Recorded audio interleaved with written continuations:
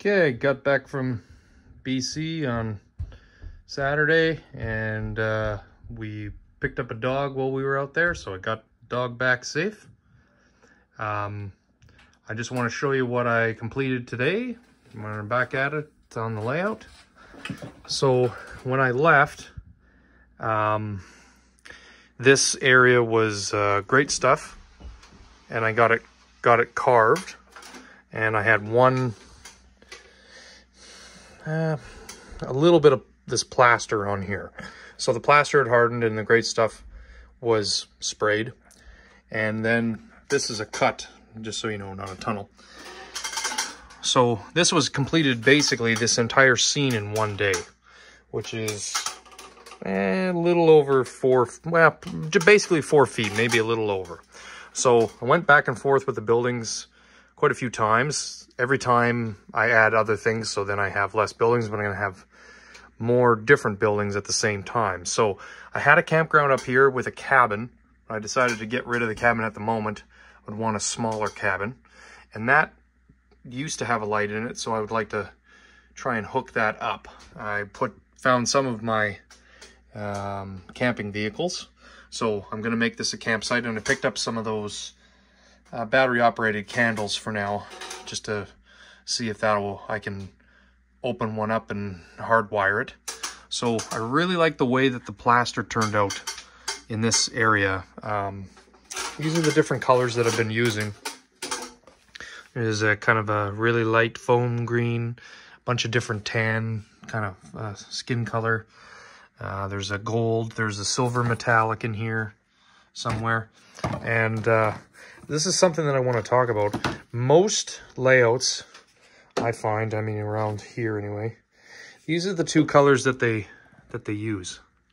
And then what ends up happening is they get, where is it? Probably the Woodland Scenics version of this, green grass. So they have green grass, and they have those two paint colors, and they have, where is it here? This is their ballast, okay? So if this is their ballast and those are the two colors, what ends up happening is when you go to a train show, everyone's layout looks the same. The trees are made out of the same green foam. It doesn't look real at all. How you're going to get it to look real is if you use colors that other people aren't using. Lots of different greens, lots of different types of alternates, and you get a different scene than you would with something you mixed up yourself is going to be more unique. So this has glitter in it. This is different styles of carving rocks. This here is play sand mixed. There's none of that gray at all. Play sand in a pail. Mixed it up with basically coal dust, and that's how I got the different style of ballast, let's say. So if you go over here, I've got some other just play sand, and if you look up here, I've got some other rocks. They're not Woodland Scenics rocks, they're from the dollar store. They are this sand for a candle. So that's what my avalanche rocks and those rocks there are from.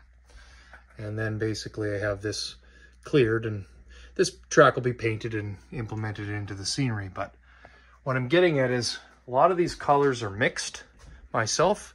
They have lots of different amounts of alcohol, rubbing alcohol inside, like this stuff. And that's how you get the colors to run. So this is kind of a different rock coloring that I achieved, and how I did this, it's kind of different, but it's like a geology sort of thing. And I've got the basic brown. I can put trees here, and then this will be a solid rock that's just a different color. And you see, it's a varied situation. So we're not just having the same old, same old. There's something for variety. And if you go up, like I say, the colors are just mixed in different ways. And that's that seafoam green that I put in there. I really like that color. It lightens it up. This is 3 different tans right there. And then this is gray ballast from Woodland Scenics. You can see more of it here. And the play sand. So I mixed that for crusher dust in a road up to my campsite. Now back here, I'm going to have that kind of desert scenery with the spread out bushes. And if you were looking at it, it kind of looks like a 3D backdrop. I've got the first layer of ground foam on where it's going to be a park. I'm going to have like a cenotaph or something like that. This is going to be the placement for the buildings. And I can look at boxing in this window if I want to put some more flats here, which is probably what I'm going to do. And then this is, I've got to pick up some more of this style under construction. I want this to be, this is 1947, then be building houses like crazy, wartime houses, which are this size. I have all kinds of little trucks and construction workers in that. I think that'll be a really nice scene. And this over here is that station. So I've got different videos on it, and it's turned out really nice. I took off the top part, and I have to do some more plaster. I've got some different paint colors on there, but I've only got plaster done up to there. So I've got kind of a gap that I need to finish.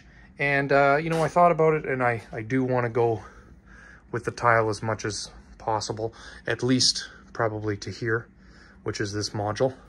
I just like the look of that. If that's a bigger station platform, I think that'll end up better.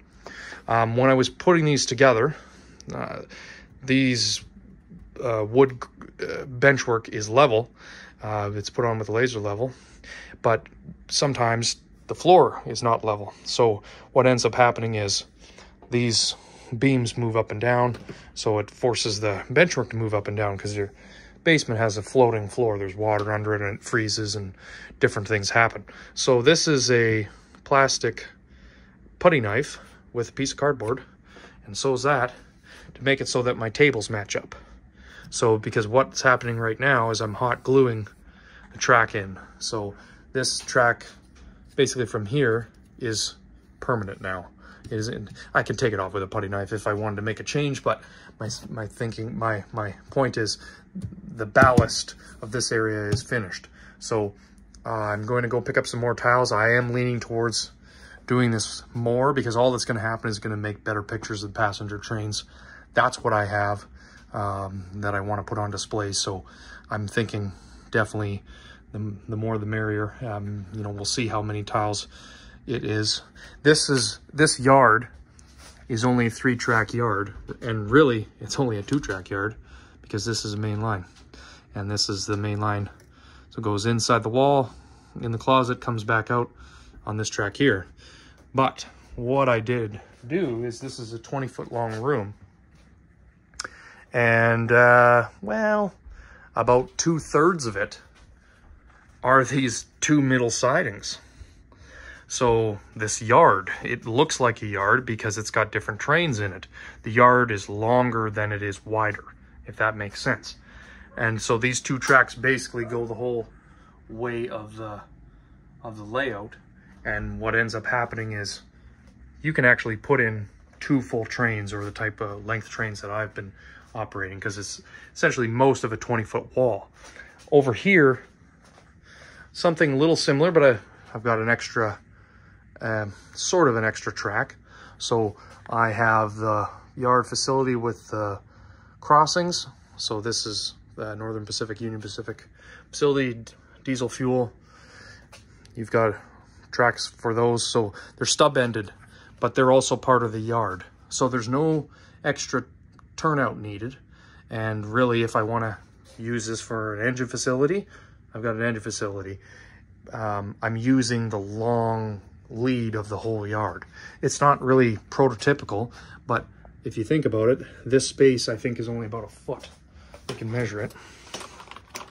Let's see. So this yard is, oh yeah, not even 9.5 inches. down here kind of looks like it's wider, but okay, 10 inches, just because of the way that the mountain goes a little bit.